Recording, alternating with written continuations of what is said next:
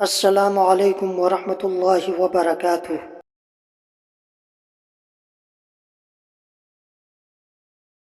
بسم اللہ الرحمن الرحیم۔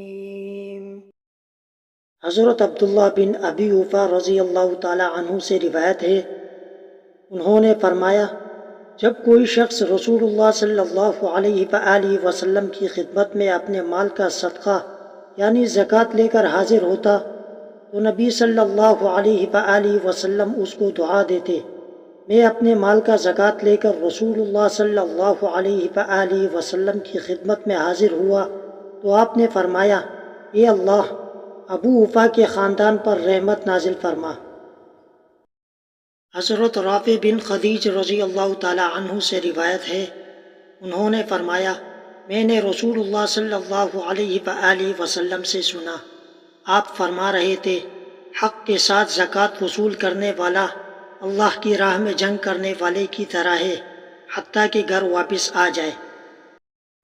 حضرت انس بن مالک رضی اللہ تعالی عنہ سے روایت ہے، رسول اللہ صلی اللہ علیہ وآلہ وسلم نے فرمایا، زکوٰۃ وصول کرنے میں زیادتی کرنے والا اسی طرح ہے جیسے زکوٰۃ نہ دینے والا۔